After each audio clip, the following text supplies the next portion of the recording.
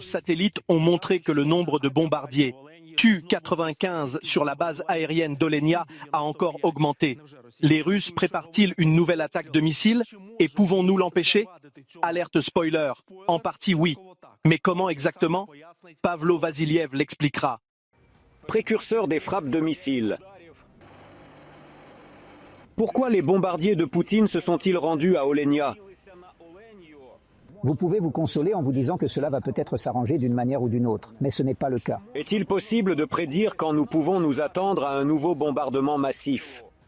En règle générale, de nombreuses activités commencent en une semaine, et aussi pourquoi la base aérienne d'Olenia n'est plus une cachette idéale pour les avions russes.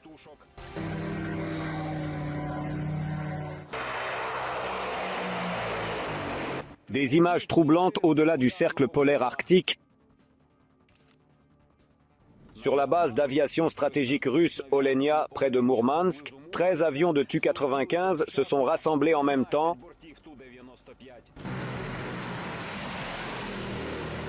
L'aviation stratégique de Poutine est peut-être l'élément préféré de la triade nucléaire du Kremlin, composée de porte-avions nucléaires maritimes, terrestres et aériens. Le président lui-même s'est récemment assis aux commandes d'un avion Tu-160. Toutefois, au cours des 2 dernières années et demie, l'aviation stratégique russe est devenue plus connue pour ses attaques terroristes contre l'Ukraine. Une nouvelle attaque est-elle en préparation et selon quel scénario?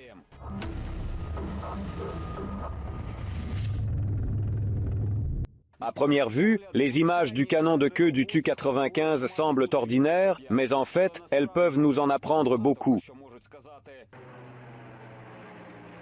Les bombardiers modernes n'ont pas besoin d'un tel canon qui est impuissant face aux missiles des chasseurs. Mais l'avion lui-même, malgré son âge vénérable, est une force redoutable, bien qu'en raison de ses caractéristiques de conception, il présente certaines limites qui déterminent la tactique de son utilisation contre l'Ukraine.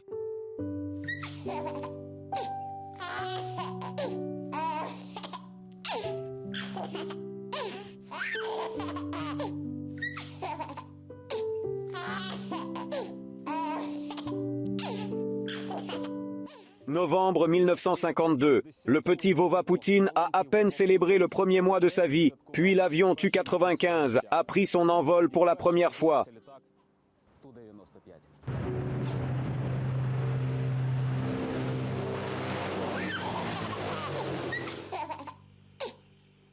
Pendant de nombreuses années, il a été utilisé avec des missiles et des bombes situés ici, au milieu du fuselage. Mais attention à cette photo, pour les X-101 plus modernes qui ne tiennent pas à l'intérieur, une suspension externe a été fabriquée des pylônes.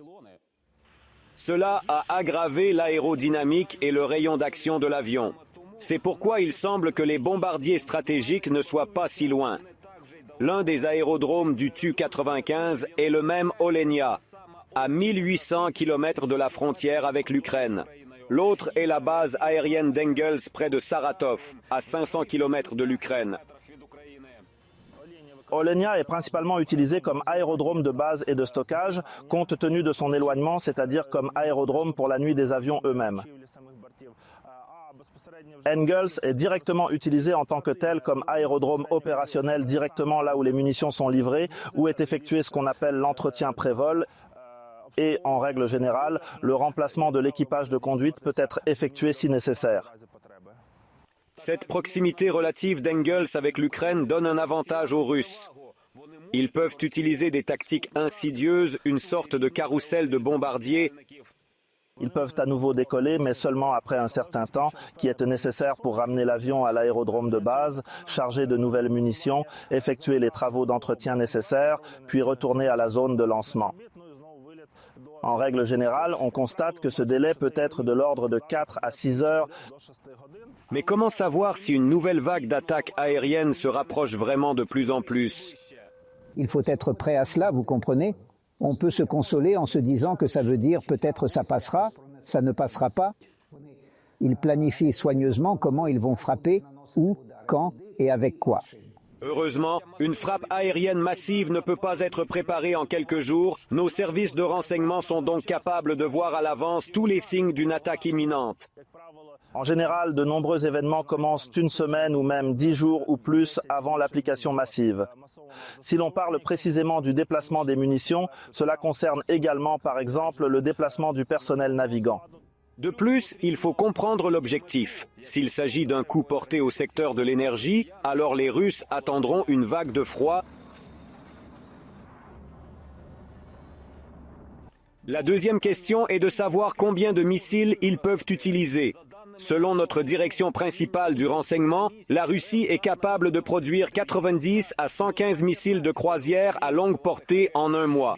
La plupart d'entre eux sont des X-101. Par conséquent, au cours des 4 mois qui se sont écoulés depuis le dernier bombardement, l'aviation stratégique russe a pu recevoir au moins 300 missiles. Certains d'entre eux ont été envoyés aux frontières orientales de la Russie et il y a des porte-missiles stratégiques là-bas, mais le solde contre l'Ukraine est considérable, environ 200. 80 missiles sont une réserve intacte.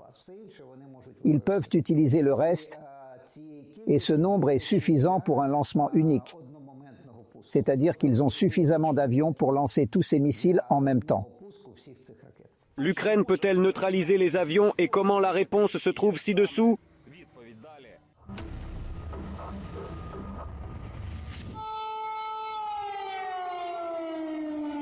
Été 2024. Quelque part derrière les maisons d'Olenia, certains des drones d'attaque ont été abattus par les Russes. On les a eus, bravo. Une partie, comme l'ont déclaré les services de renseignement ukrainiens, a atteint sa destination, mais en réalité, à une telle distance, rappelons-le, presque 2000 km, il est assez difficile de neutraliser un avion.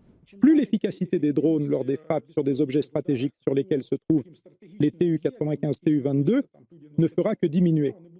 Parce que l'ennemi comprend le danger de ces drones, il s'armera, il construira des défenses, un système de défense aérienne échelonné.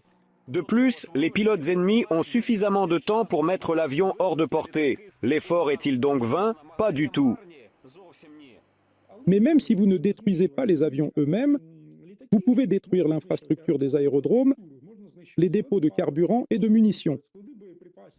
Et maintenant, souvenons-nous de Palianitsia, un nouveau drone missile ukrainien. Certes, il n'atteindra pas la région de Mourmansk, mais pourquoi pas Engels? Il est probable qu'il soit équipé d'une ogive perforante en béton. Et quel est le principe de fonctionnement d'une munition perforante en béton? Elle perce une voie et explose sous celle-ci. Une colline se forme, puis les réparateurs eux-mêmes devront démonter cette colline, pilonner à nouveau le sol, le remplir à nouveau de béton et effectuer à nouveau tous les travaux nécessaires, ce qui peut prendre jusqu'à une semaine. Mentionnons également la balistique ukrainienne. Un missile aux caractéristiques inconnues du grand public est actuellement testé. Il s'agit d'un niveau complètement différent auquel vous ne pouvez pas échapper. Un tel missile met plusieurs minutes, et non des heures, à atteindre les cibles ennemies. Il se pourrait donc que les aérodromes russes reçoivent bientôt de chaleureuses salutations ukrainiennes. Pavel Vasiliev, ICTV, fête de la semaine.